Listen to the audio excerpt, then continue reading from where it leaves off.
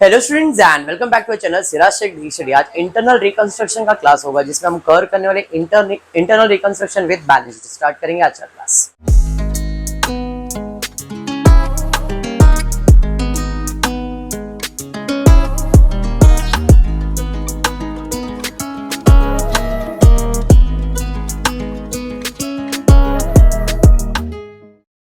देखो, in the previous class मैंने आप लोग को बैलेंस शीट का फॉर्मेट लर्न करवाया था।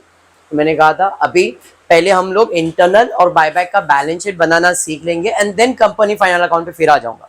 मैं कंपनी फाइनल अकाउंट के बैलेंस शीट स्टार्ट नहीं कर रहा हूँ। मैंने सिर्फ और सिर्फ बैलेंस शीट का फॉर्मेट इसलिए ऐड करवाया ताकि TY BAF and TY BCom का internal reconstruction and buyback balance sheet कैसे बनाने का वो बता दूं, तो आपका वो टॉपिक भी कंप्लीट हो जाएगा। क्योंकि आपको इंटरनल रिकंस्ट्रक्शन तो आ गया, बायबैक आ गया, खाली इसका बैलेंस शीट रह गया था। तो बैलेंस शीट कैसे बनाते उसके लिए एक सम लिया है आज इंटरनल रिकंस्ट्रक्शन का। पूरा सम मैं सॉल्व करवा रहा हूँ जर्नल एंट्री के साथ, कैपिटल रिडक्शन अकाउंट, फिर आपका बैलेंस शीट, सब कवर अप करने वाले आज की क्लास के अंदर। ठीक है क्या? पक्का? क्वेश्चन आपके टेक्स्ट बुक के अंदर है, शायद some number 7, TY BCom TY BAF Manan Prakashan text book से देख लेना। सम का नाम है संदीप लिमिटेड। ठीक है, बैलेंस शीट बना के दिया, एडजस्टमेंट दिया। आपका पहला काम होता है इंटरनल रिकंस्ट्रक्शन के अंदर जर्नल एंट्रीज, बराबर है। तो क्वेश्चन रीड करेंगे, एक एक करके जर्नल एंट्री स्टार्ट करेंगे। एडजस्टमेंट नंबर 1 दिया है, preference dividend is in arrear for 4 years. इसका मतलब क्या है? 4 साल से डिविडेंड नहीं दिया है। देने बोल रहा है क्या?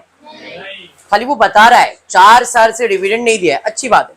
देने की बात रहेगी तो बोलना, तो जर्नल एंट्री सॉल्व करेंगे, नहीं तो इसको इग्नोर करेंगे। क्लियर है? आगे, the following scheme of capital reduction was sanctioned by the court and agreed by the share holder. देखो, मैं आपको बोल रहा हूँ कभी कभी क्वेश्चन में बिना जर्नल एंट्री से भी कैपिटल रिडक्शन अकाउंट बनाने का मैंने बताया ये बात। डायरेक्टली कैपिटल रिडक्शन कैसे बनता है ये बताया हुआ है, बराबर है। तो इस क्वेश्चन में अगर बोला रहेगा, देखो यहाँ पे बोला है, pass journal entries to record the above scheme and draft balance sheet of Sandeep limited after reconstruction. मतलब जर्नल एंट्री भी सॉल्व करना है और बैलेंस शीट भी प्रिपेयर करना है। ऐसे सम्स 20 मार्क्स के लिए आ सकता है। क्लियर है? किसके ऑप्शन में? कंपनी फाइनल अकाउंट के ऑप्शन के अंदर। ठीक है, और आप लोग को अमालगमेशन, बैफ को अमालगमेशन के ऑप्शन में आ सकता है 20 मार्क्स के लिए। या तो फिर बीकॉम की बात करूंगा तो इन्वेस्टमेंट अकाउंटिंग या कंपनी फाइनल अकाउंटिंग ऑप्शन में हो सकता है। क्लियर है? मतलब इंटरनल रिकंस्ट्रक्शन के ऑप्शन में company final account can be there in the exams. Okay, चलो अब एक एक करके एंट्री सॉल्व करेंगे। प्रेफरेंस शेयर्स, ये टू और बाई का कंसेप्ट भी और अच्छे से आज क्लियर कर लो अगर डाउट है तो। Preference shares are to be reduce ₹2.50। 2 का मतलब है पुराना जाएगा, नया आएगा, बराबर है। उसका रीजन क्या है? उसका रीजन ये है कि आगे दिया है each both being fully paid. अगर ये फुल्ली पेड नहीं होता तो 2 का मतलब भी अजम्पशन में वही होता है कि वो फुल्ली पेड होता है। इसके लिए पुराना जाता है, नया आता है। लेकिन अगर ये फुल्ली पेड नहीं होता, हमारे शेयर का वैल्यू 100 रुपए होता है, जैसे यहाँ पे प्रेफरेंस का वैल्यू कितना है? 100, और बोल रिड्यूस 250 बोला है, तो उसने क्या बोला? उसका फेस वैल्यू तो 100 ही है, खाली 50 रुपया कम करो। तो ऐसे 2 में आपको सिर्फ प्रॉफिट एंड लॉस की एंट्री भी पास करनी पड़ती है। अगर फेस वैल्यू बदलता नहीं है, अगर फेस वैल्यू बदलता नहीं है तो ऐसे सिचुएशन में 2 वर्ड आया तो सिर्फ प्रॉफिट एंड लॉस की एंट्री आती है। क्यों? क्योंकि पुराना शेयर गया नहीं है, पुराना शेयर 100 वाला ही है, खाली उसका वैल्यू हमने कम किया है। तो ऐसे सिचुएशन में सिर्फ और सिर्फ प्रॉफिट एंड लॉस की एंट्री है। लेकिन इधर बीइंग फुल्ली पेड बोला है, मतलब 100 वाला जाएगा और 50 वाला आएगा, तो पुराना जाएगा और नया आएगा। एंट्री समझा क्या होने वाला है? तो प्रेफरेंस शेयर कैपिटल है क्रेडिट, कैंसिल करेंगे तो क्या हो जाएगा? डेबिट। तो एंट्री है preference share capital account debit. कितना प्रेफरेंस शेयर है भाई? 4 लाख, 1 का वैल्यू 100 है, मतलब मेरे पास कितने शेयर है? 4000 शेयर, 100 वाले 4 लाख।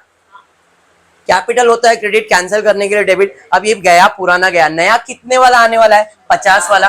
कितने शेयर है? 4000 ही है, तो नया आएगा तो 2 प्रेफरेंस शेयर कैपिटल, 4000 इंटू 50 कितना? 2 लाख। 4 लाख देना था, अभी 2 लाख ही देना, तो फायदा हो गया अपने लिए। और जो भी फायदा है कहाँ जाएगा? कैपिटल रिडक्शन अकाउंट के अंदर क्रेडिट में। Being 10% preference share reduce to ₹50 each, narration के साथ। क्लियर? एंट्री क्लियर है? पक्का? सेकेंड एंट्री पे जाते, ऑफ प्रेफरेंस डिविडेंड। ये तो कहीं पे सुना था, पहले लाइन पे दिया था, क्या दिया था?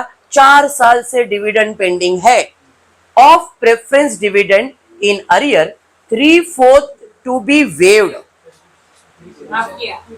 अच्छा ऊपर इक्विटी शेयर्स भी है, हाँ इक्विटी शेयर्स भी है, कर ले। पहले तो प्रेफरेंस शेयर था, आज साथ ही साथ में बोला था equity share 2 rupees to each, 2 rupees to each being fully paid. मतलब इक्विटी शेयर का वैल्यू कितना था पहले, अब उसका वैल्यू कितना हो गया, मतलब इधर भी पुराना जाएगा और नया आएगा। समझ में आया? तो भाई इक्विटी शेयर्स की भी एंट्री है। इक्विटी शेयर कैपिटल है क्रेडिट, कैंसिल करने के लिए क्या हो जाएगा, डेबिट। तो equity share capital account debit बराबर है। कितना था, 10 वाले के हिसाब से 10 लाख, मतलब 1 लाख शेयर्स थे, एक का वैल्यू 10 तो 10 लाख हुआ, पुराना गया और नया कितने वाला आने वाला है, 2 रुपया वाला। तो 2 equity share capital 1 lakh into 2 lakh rupees. Clear है? 10 लाख देना था, अभी सिर्फ 2 लाख ही देने का, तो 8 लाख का फायदा है और जो भी फायदा है कैपिटल रिडक्शन अकाउंट में क्रेडिट में जाएगा। समझ में आया? इधर सिंपल हिसाब है, जिधर जगह खाली उधर कैपिटल रिडक्शन अकाउंट ही भरने का है। डेबिट खाली तो डेबिट में, क्रेडिट खाली है तो क्रेडिट में। ठीक है। Being 1 lakh equity shares of 10 each reduced to 2 each narration. अब प्रेफरेंस डिविडेंड पे आ जाता हूं। उसने बोला है प्रेफरेंस डिविडेंड जो आपका बाकी था कितने साल का, 4 साल का, उसमें से 3/4 का मतलब 4 साल का देने का था, 3 माफ कर दिया, वेव्ड कर दिया, and remaining part two be paid in cash. समझा? 4 साल का डिविडेंड बाकी था तो 4 साल में से 3 साल माफ कर दो, 3/4 माफ कर दो, तो 1/4 पे करो, बराबर है। तो डिविडेंड किस पे कैलकुलेट होता, कैपिटल पे। कितना कैपिटल था, 4 लाख। 4 लाख का 10% 40,000 आएगा एक साल का, 1 साल का 40, 1 साल का 40, ऐसे 4 साल का 40 40 40 40 आएगा। 3 साल माफ किया तो भरना कितना है, जो माफ किया उसकी एंट्री नहीं आएगी। क्यों नहीं आएगी, क्योंकि वो यहाँ बैलेंस शीट में है ही नहीं। जब वो है नहीं तो उसको माफ करने की भी एंट्री नहीं। जो चीज बैलेंस शीट में है सिर्फ उसकी एंट्री आएगी, जो बैलेंस शीट में नहीं है उसकी एंट्री नहीं आएगी। क्लियर? तो भाई 3 साल का माफ किया उसकी एंट्री नहीं, बट 1 साल का जो पे कर रहे हो उसकी एंट्री आएगी। पे करोगे तो पैसा जाएगा कैश अकाउंट क्रेडिट, और अपने तो नुकसान है, जो भी नुकसान है कैपिटल रिडक्शन अकाउंट डेबिट। तो इसकी जर्नल एंट्री क्या आने वाली है, capital reduction account debit to cash. Pay किया तो पैसा गया और कैपिटल रिडक्शन अकाउंट डेबिट हो गया। समझ में आया? Being preference a dividend arrear paid. Narration clear? सोपा है यहाँ तक, एक तरह का रिवीजन ही समझो कि वही हो रहा है, बराबर है। आगे बढ़ते। Debenture holder to take over plant and machinery at ₹6,50,000। Debenture holder बोल रहा है 6.5 लाख रुपए में तुम्हारा प्लांट लेके जाने के लिए रेडी हूं मैं, अच्छी बात है। In part satisfaction of their claim, part से मतलब पूरा क्लेम के लिए नहीं, 6.5 लाख के बदले में मुझे प्लांट दे दो, 6.5 लाख के बदले में प्लांट दे दो, एंड रिमेनिंग क्लेम को 14% डिबेंचर में कन्वर्ट करो। इसका मतलब क्या है, पहले तो डिबेंचर का कितना बाकी देखता हूं, पर डिबेंचर का कितना बाकी है, तो बोलता है मेरा 7.5 लाख देने वाले एक काम करो, तुम्हारा प्लान दे दो और 6.5 लाख माफ कर दो, मतलब एडजस्ट कर दो। तुम्हारा जो प्लांट है वो मुझे दे दो और मैं कितना क्लेम माफ करता हूँ, 6.5 लाख माफ करता हूँ, तो बचा कितना, 1 लाख, और 1 लाख के बदले में तुम हमको क्या दे दो, 14% डिबेंचर्स। इन शॉर्ट ये पूरा एडजस्टमेंट किसके ऊपर है, डिबेंचर होल्डर के ऊपर। डिबेंचर्स है क्रेडिट, कैंसिल करने के लिए क्या कर दिया मैंने, डेबिट, बराबर है। यहाँ पे डिबेंचर्स अकाउंट डेबिट कर दिया, कितना, 7,50,000। अब इसने क्या बोला है, मुझे प्लांट दे दो, कितने में दे दो, 6.5 लाख में, जबकि मेरे प्लांट का कीमत तो सिर्फ 6 लाख है, हाँ या नहीं, बट वो कितने में लेके जा रहा है, 6.5 लाख में, तो मेरे लिए तो फायदा ही है। अब प्लांट होता है डेबिट, ले जा रहा है तो क्या हो जाएगा, क्रेडिट, तो प्लांट हो जाएगा क्रेडिट, यहाँ पे कितना, 6 लाख, तो 6.5 लाख, अरे 50 का फायदा हो गया, जो भी फायदा है कैपिटल रिडक्शन अकाउंट में क्रेडिट। तो 7.5 लाख में से 6 लाख 50 एडजस्ट किया, ये सब हमने किया हुआ है, इसका अलग सेपरेट वीडियो भी है, बट ये किया हुआ सब है। अब 7.5 लाख में से 6 लाख 50 एडजस्ट हो गया, 1 लाख का क्या देने बोला उसने, रिमेनिंग के लिए क्या बोला है, 14% डिबेंचर, तो 2 14% डिबेंचर्स कितना, 1 लाख, 7.5 लाख आया, 7.5 लाख गया। समझ में आया? Being 12% debenture settled, appreciated value in plant and machinery transfer to capital reduction account. ठीक है, पक्का। बढ़ेंगे नेक्स्ट, क्या दिया हुआ है, creditor agree to reduce their claim by ₹20,000। Creditor बोल रहा है ठीक है तुम लोग को नुकसान हो रहा है, 20,000 क्लेम माफ किया तो फायदा ही हो गया मेरे लिए। क्रेडिटर्स होता है क्रेडिट, कैंसिल करने के लिए क्या हो जाएगा डेबिट। अब ये तो डेबिट हुआ, मतलब मेरे लिए तो फायदा है, जो भी फायदा है कैपिटल रिडक्शन अकाउंट में क्रेडिट कितना 20,000। बीइंग क्या आएगा, reduction in the claim of creditors, reduce the value of claim, आपके भाषा में लिखो तो भी चलेगा। डन है। आगे दिया है bills payable to be paid immediately. Bills payable भाई हम क्लेम माफ नहीं करेंगे, हमको दे दो, अभी पे करने की बात हो रहा है। बिल्स पेबल पेड, पेड है मतलब पैसा जाएगा, कैश अकाउंट क्रेडिट, किसको दिया बिल्स पेबल, तो बिल्स पेबल है क्रेडिट, पे करने के लिए हो जाएगा डेबिट, तो एंट्री क्या आएगी इसकी, bills payable account debit to cash account being bill payable paid. Entry यहां तक क्लियर है, कुछ भी डाउट है यहां तक, पक्का क्लियर। बढ़ते आगे, उसके बाद क्या दिया है, आगे दिया है question goodwill, patent, profit and loss account and share issue expenses are to be written off. ये एक ऐसा एडजस्टमेंट है, अगर नहीं भी दिया है तो जितने भी बोगस असेट अपने को राइट ऑफ करना है, जैसे goodwill, patent, profit and loss, share, ये सब अगर नहीं भी बोला तो भी निकालना पड़ता है। सब असेट है डेबिट, निकालने के लिए क्या हो जाएगा क्रेडिट। तो भाई गुडविल निकल गया, पेटेंट निकल गया, प्रॉफिट एंड लॉस निकल गया, शेयर इश्यू एक्सपेंसेस निकल गया। असेट का वैल्यू मैंने कम किया, फायदा कि नुकसान, और जो भी नुकसान है वो कहां जाएगा, कैपिटल रिडक्शन अकाउंट डेबिट में। इन सब का टोटल 9,05,000। सोपा है, रिवीजन जैसा हो रहा है। अभी तक अपन ने बैलेंस शीट चालू नहीं किया, ये मैंने इंटरनल रिकंस्ट्रक्शन ही करवाया और कुछ भी नहीं करवाया, बराबर है, क्लियर। आगे बढ़ता हूं, उसके बाद क्या है बाबा, यहां हो गया following assets are to be revalued as under. अभी असेट्स के नए वैल्यू दिए गए, फायदा होगा तो capital reduction account credit, loss होगा तो capital reduction account debit, because debit all expense and losses, credit all incomes and gain, ये तो पता ही है। चलिए अब देखते हैं क्या क्या दिया है। तो उसने बोला है फर्नीचर का नया वैल्यू 25 होगा, पुराना वैल्यू कितना था, कम हो रहा है, लॉस होगा। स्टॉक का वैल्यू 68 करने बोल रहा है, स्टॉक का वैल्यू 80 था, 68, इधर भी लॉस हो रहा है। लैंड एंड बिल्डिंग 580 करने बोल रहा है, कितना था, इधर भी लॉस हो रहा है। डेटर्स का वैल्यू 80 करने बोल रहा है, 90, इधर भी कम है, मतलब इस सब एडजस्टमेंट में लॉस ही हो रहा है, बराबर है। असेट होता है डेबिट, वैल्यू कम करना तो हो जाएगा क्रेडिट, तो भाई असेट हो जाएगा क्रेडिट। फर्नीचर का वैल्यू पुराना था 35, नया था 25, तो कितना कम हुआ, तो 10,000 का नुकसान हुआ। स्टॉक का 80 था, नया वैल्यू 68, 12,000 कम हुआ। लैंड एंड बिल्डिंग 6,50, 5,80, 70 कम हुआ। डेटर्स 90 था, 80 करने वाला 10,000 कम हुआ, जितना कम हुआ उसकी एंट्री आएगी, बराबर है, क्लियर। अब असेट का वैल्यू कम है, फायदा कि नुकसान, जो भी नुकसान है वो कहां जाएगा, कैपिटल रिडक्शन अकाउंट में डेबिट में 1,02,000। समझाइए, 100% पक्का। चलिए बढ़ेंगे नेक्स्ट, उसके बाद क्या एडजस्टमेंट दिया है, a secured loan of 1,50,000 at 12% per annum is to be obtained by mortgaging land and building। इसका मतलब ये हमने लोन लिया है, कितना परसेंट लोन लिया है, 12% का लोन लिया है। लोन लिया मतलब पैसा आएगा, कैश और बैंक अकाउंट डेबिट, किस चीज का पैसा है, लोन, तो लोन का अकाउंट क्या हो जाएगा क्रेडिट। तो इसकी एंट्री क्या आने वाली है, कैश और bank account debit to 12% secured loan, 1,50,000, 1,50,000। अब ये लोन लिया क्यों गया था, तो आगे स्पेसिफाई किया उसने, a secured loan of 1,50,000 at 12% per annum is to be obtained by mortgaging land and building for repayment of bank overdraft, bills payable and reconstruction expenses of 15,000। मतलब ये लोन के पैसे से बैंक ओवरड्राफ्ट पे करना है, बिल्स पेबल पे करने का, और एक एक्सपेंसेस पे करना है।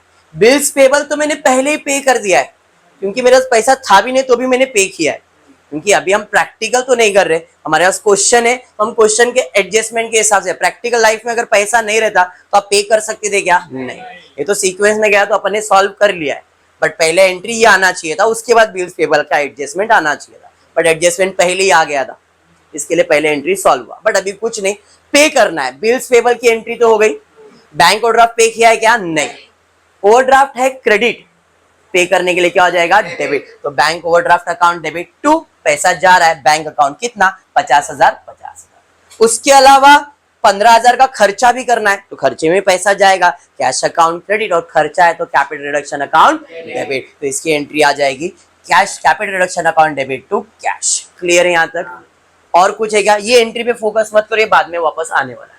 डन है। और कोई एडजस्टमेंट नहीं। तो आपका इतना एडजस्टमेंट हुआ है। पहला प्रेफरेंस शेयर कैपिटल वाला, इक्विटी शेयर्स, फिर आपने, मैंने इधर से नरेशन इसलिए हटाया क्योंकि मेरे को अपने को और आगे सॉल्व करना था। फिर कैपिटल रिडक्शन टू, ये 40,000 वैल्यू जो कम हुआ था। फिर डिबेंचर्स का वैल्यू हो गया, क्रेडिटर्स का, बिल्स पेबल का, फिक्टिशियस एसेट रिटर्न ऑफ किया, नया एसेट्स का वैल्यू किया, लोन लिया, ओवरड्राफ्ट पे किया, कैपिटल रिडक्शन का खर्चा पे किया। इतने ही एडजस्टमेंट थे, बराबर। सब एडजस्टमेंट सॉल्व होने के बाद हम क्या करते हैं? कैपिटल रिडक्शन अकाउंट प्रिपेयर करते हैं, बराबर है क्या नहीं? कैपिटल रिडक्शन अकाउंट हमने प्रिपेयर किया, रफ अकाउंट। क्लियर? तो भाई कैपिटल रिडक्शन अकाउंट प्रिपेयर करना रफ में, जिधर जिधर डेबिट जिधर जिधर क्रेडिट का पोस्टिंग करना है। एडजस्टमेंट नंबर 1 में कैपिटल रिडक्शन क्रेडिट है, देखो कितना क्रेडिट में 2 लाख, भाई कैपिटल रिडक्शन क्रेडिट में 2 लाख। फिर कैपिटल फिर से क्रेडिट है 8 लाख, तो क्रेडिट में 8 लाख, समझ में आया? उसके बाद कैपिटल रिडक्शन डेबिट में 40,000, कैपिटल रिडक्शन डेबिट में 40,000, बराबर। उसके बाद क्रेडिट में 50,000, भाई क्रेडिट में 50,000, कैपिटल रिडक्शन क्रेडिट में 20,000, फिर कैपिटल रिडक्शन डेबिट में 9 लाख 5, बराबर है। उसके बाद कैपिटल रिडक्शन फिर डेबिट 1,02,000, फिर कैपिटल रिडक्शन है क्या? कैपिटल रिडक्शन डेबिट में 15,000, इतना ही है, बराबर। अब टोटल लेंगे, कौन से साइड का टोटल है भाई? ये 10,70,000 इधर का दिख रहा है, 9 और 10 लाख, ये 40,000, मतलब यही ज्यादा है। और 10,70,000, 10,70,000 माइनस किया, कितना आया? 8,000। अब इसकी जर्नल एंट्री क्या आएगी? गुडविल। डेबिट में आया तो कैपिटल रिजर्व, क्रेडिट में आया तो गुडविल, प्रॉफिट हुआ तो कैपिटल रिजर्व, लॉस हुआ तो गुडविल होता है। तो इसकी जर्नल एंट्री क्या है? Capital reduction account debit to capital reserve account. Done है। अभी तक अपन ने बैलेंस शीट चालू नहीं किया था, हमने सिर्फ और सिर्फ जर्नल एंट्री सॉल्व किया। अब बैलेंस शीट प्रिपेयर करने का जरा देखना अप्रोच मैं किस तरीके से सॉल्व कर रहा हूं। अगर आप ऐसे सॉल्व करोगे तो बेटर रहेगा, बाकी आपकी मर्जी रहेगी। सबसे पहला मैं बैलेंस शीट पुराने जमाने वाला सॉल्व कर रहा हूं। पुराना जमाना जो अपन 12th में जैसा बैलेंस शीट बनाते थे वैसा ही, टी फॉर्मेट। जबकि अपने को वर्टिकल फॉर्मेट बनाने का, जो अपने पिछले लेक्चर में बाहर किया था, share holder fund, share capital, reserves and surplus, non current liabilities, ये उसी फॉर्मेट में करना है। But what I will be doing, पहले मैं टी फॉर्मेट में बैलेंस शीट बना रहा हूं। जैसा बना रहा हूं वो जरा ध्यान से सुनना और समझना, दैट इज इंपॉर्टेंट। एक बार वो समझ गया तो ये इसकी जरूरत नहीं, आप डायरेक्टली वर्टिकल पे जा सकते हो। ये फर्स्ट टाइम है इसलिए ऐसा बता रहा हूं, फ्यूचर में सीधा वर्टिकली बताने वाला हूं, ठीक है? ध्यान दो, करना कुछ नहीं है, ये आपका क्वेश्चन है, इसको इधर कॉपी पेस्ट करने का है, लेकिन कॉपी पेस्ट करते करते एक एक करके स्टार्ट करने का। चाहे आप असेट से चालू करना चाहे, चाहे आप लायबिलिटी से, वो आपकी मर्जी है, ठीक है? मैं लायबिलिटी साइड से चालू करूंगा, ठीक है सेठी? लायबिलिटी से एक एक आइटम लेते जाऊंगा। यहां पे लायबिलिटीज का मतलब क्या होता है? क्रेडिट। अब वो अमाउंट लेने का क्रेडिट, जर्नल एंट्री में जाने का, क्रेडिट है तो ऐड, डेबिट है तो माइनस। सुनो वापस क्या बोला मैंने, लायबिलिटीज पे एक एक अमाउंट लेने का। फॉर एग्जांपल मैंने लिया प्रेफरेंस शेयर, लायबिलिटीज का मतलब है क्रेडिट, तो मैंने कैलकुलेटर पे लिखा उसका अमाउंट 4 लाख रुपए। अगर जर्नल एंट्री में वो क्रेडिट हो रहा है तो ऐड, डेबिट हो रहा है तो माइनस। सुना क्या?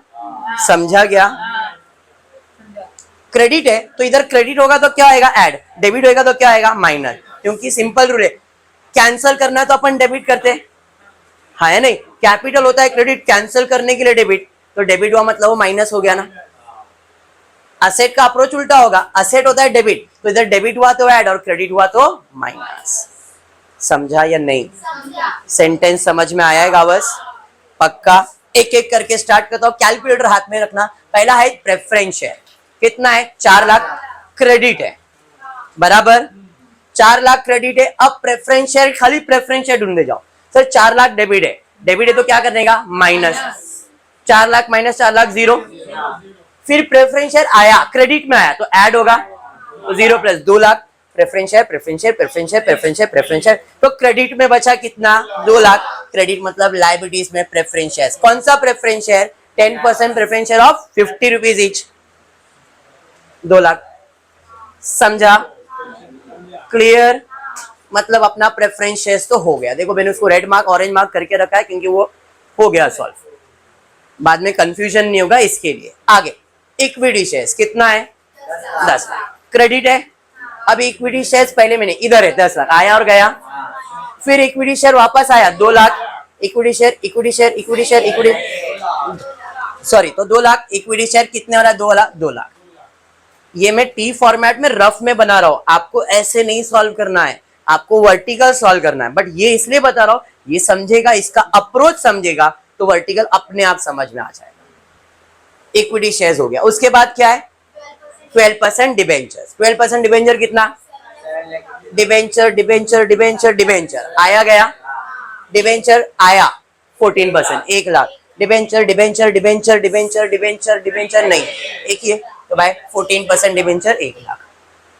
समझा approach. Bank overdraft 50, bank overdraft bank overdraft bank overdraft bank overdraft bank overdraft 50 बराबर है भाई। ये बैंक ओवरड्राफ्ट हो गया तुम्हारा, क्लियर है।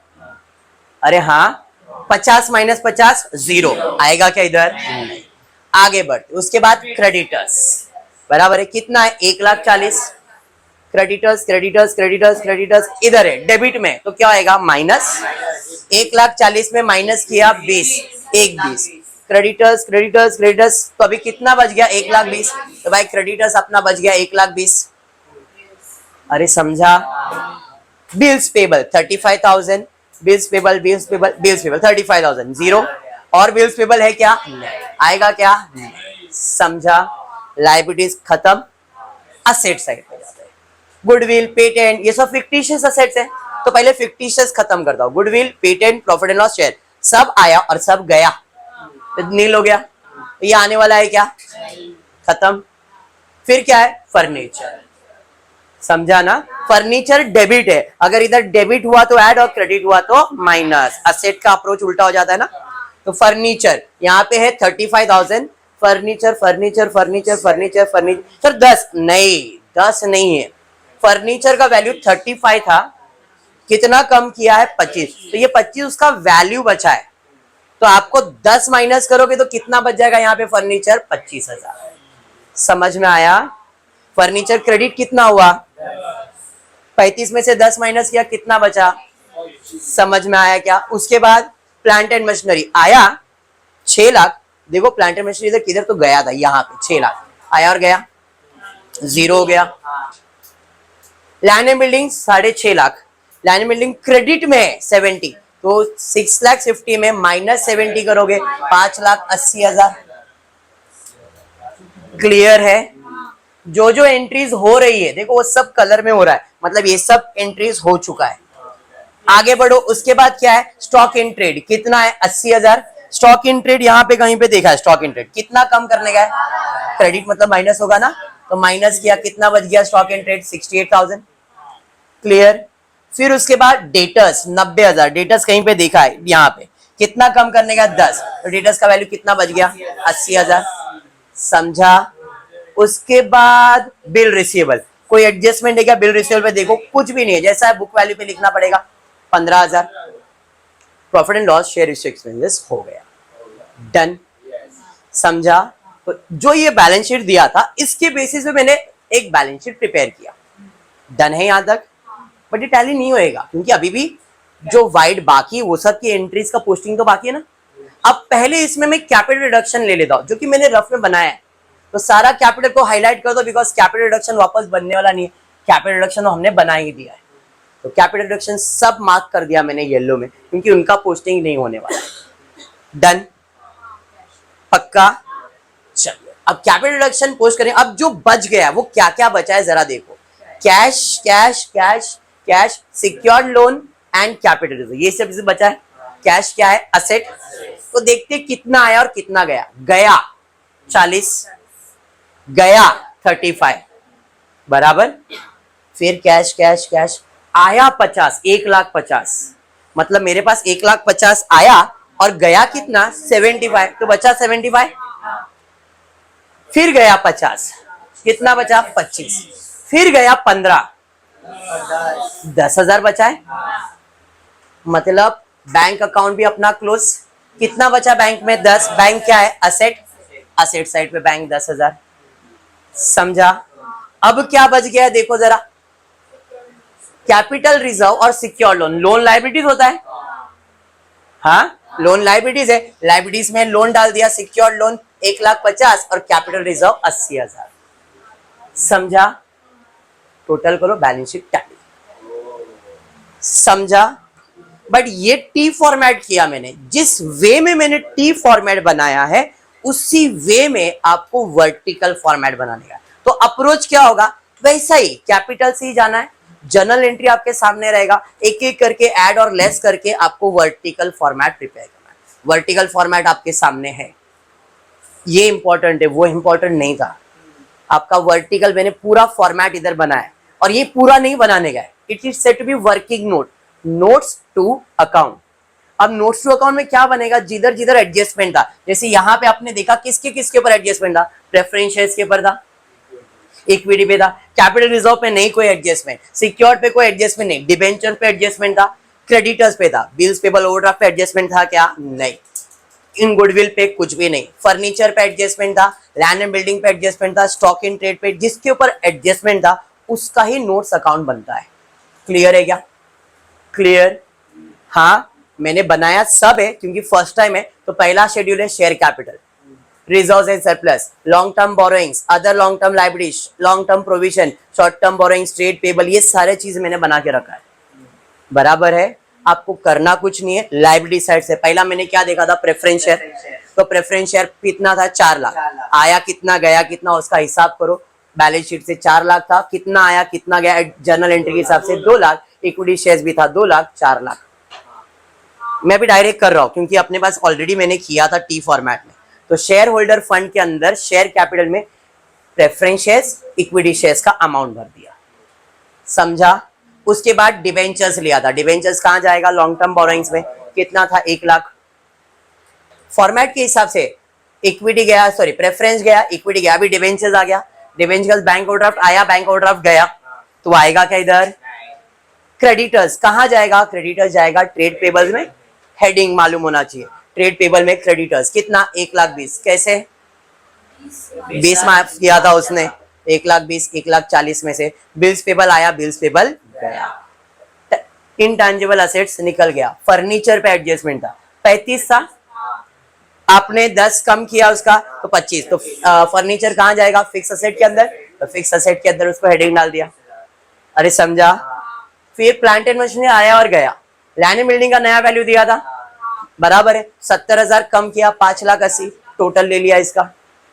अरे समझा ये? उसके बाद stock in trade, stock in trade कहां जाता है? इन्वेंट्रीज में। स्टॉक इन ट्रेड कहां जाएगा? इन्वेंट्रीज। तो इन्वेंट्रीज में स्टॉक इन ट्रेड कितना है? 80, बट उधर वैल्यू दिया था 12,000 कम करने के लिए, तो उसका वैल्यू कितना हुआ? 68,000। समझा ये? उसके बाद डेटर्स 90 था, वैल्यू 80 करने वाला, डेटर्स कहां जाएगा? ट्रेड रिसीवेबल के हेडिंग में, कितना? 80,000। उसके बाद बिल रिसीवेबल है, कोई एडजस्टमेंट था क्या? नहीं, वो भी आपका रिसीवेबल है, तो बिल रिसीवेबल इसके हेडिंग में ही जाता है। तो आपको हेडिंग्स मालूम होना चाहिए कौन सा चीज किसके हेडिंग्स में जाएगा, और इसीलिए इतने सब हेडिंग्स ऐड करवाए गए। क्लियर? सब हो गया पोस्टिंग। अब बाकी था 2 चीज, cash account, cash and cash equivalent में जाएगा, सिक्योर्ड लोन और कैपिटल रिजर्व। याद आया? लास्ट में क्लोजिंग किया था। तो capital reserve 8,000, secured loan 1,50,000, total हो गया 2.5 लाख। समझा? टी फॉर्मेट से ये फिर आपको इजी लगेगा, इसलिए मैंने टी फॉर्मेट लिया था कि आपको विजन क्लियर हो जाए, तो इधर कैसे करना ये समझ में आ जाएगा। डन?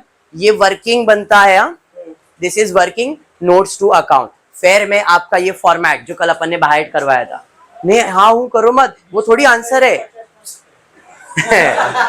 50 मार्क का आता तो फिर हो गया, एक ही क्वेश्चन देते एग्जाम में। डन? आपको लेंदी इसलिए लग रहा है, मैं अभी बता रहा हूं, लेंदी इसलिए लग रहा है क्योंकि फर्स्ट टाइम तुम्हारे सामने इतना सब हो रहा है।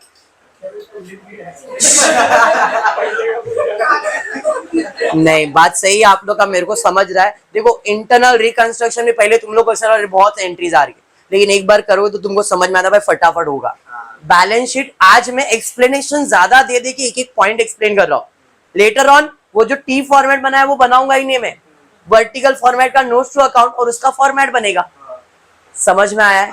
मैं आपको इसलिए इतना स्ट्रॉन्ग बनाना चाह रहा हूं कि आपको टी फॉर्मेट बन गया ना तो ये बनाना वेरी सिंपल है। कॉपी पेस्ट कर दो टी फॉर्मेट रफ में बना के तो भी चलेगा। आपने टी फॉर्मेट में रफ बनाया और इधर आके इसके हेडिंग में अमाउंट आके लिख दो तो भी चलेगा, क्योंकि उनको ये चाहिए, वो टी फॉर्मेट नहीं चाहिए एग्जाम में। समझ में आया? अब एक एक करके जिसका जिसका शेयर कैपिटल का अमाउंट कितना है 4 lakh, share capital 4 lakh, reserve 8,000, total हो गया 4,08,000। लॉन्ग टर्म बोरोइंग्स है क्या? हाँ, लॉन्ग टर्म बोरोइंग्स है 2.5 लाख। डिफर्ड नहीं, अदर नहीं, लॉन्ग टर्म प्रोविजन है, इसका टोटल आ जाएगा 2,50,000। करंट लायबिलिटीज में शॉर्ट टर्म बोरोइंग्स है क्या? नहीं। ट्रेड पेबल है, ट्रेड पेबल कितना है? 1,20,000। अदर करंट लायबिलिटीज ये सब कुछ है क्या? नहीं। तो जो नहीं है वो बनाने की जरूरत भी नहीं है, हेडिंग्स लिखने की भी जरूरत नहीं है। अब इसका टोटल ले लेंगे 1,20,000, सबको ऐड करो 7,70,000। समझ में आ गया? असेट नहीं चाहिए क्या? असेट्स के अंदर पहला आएगा फिक्स असेट, टैंजिबल और इनटैंजिबल। टैंजिबल असेट्स कितना है? 6,05,000। टैंजिबल 6,05,000, इनटैंजिबल नहीं है 6,05,000। बराबर है?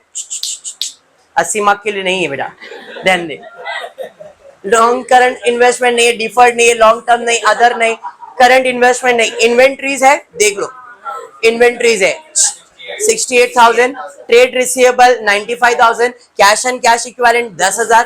टोटल ले लिया इसका 1,73,000, इसका ये टोटल 7,78,000। क्लियर? लेंदी लगा, अगर लगा है तो कोई इशू नहीं है, मेरे को खाली इतना है कि कंसेप्ट समझ में आ जाना चाहिए। बोल, वो जो छोटा टी फॉर्मेट बना है ना वो रेफरेंस के लिए, अगर वो आप रेफरेंस में बना लिए तो यहाँ पे उस अमाउंट को खाली फिलिंग द ब्लैंक करना चालू करो। भाई प्रेफरेंस शेयर्स का अमाउंट, इक्विटी शेयर का अमाउंट, रिजर्व सरप्लस का अमाउंट खाली हेडिंग में डाल दो और इधर आके फॉर्मेट बना दो, तो टाइम बच जाएगा। ठीक है, हम लोग रेडी है जाने के लिए, तो आज इतना ही करते हैं। होपफुली वीडियो पसंद आए तो प्लीज वीडियो को लाइक कर देना, फ्रेंड्स ग्रुप में शेयर करना, चैनल को सब्सक्राइब करना। Thank you for watching the video.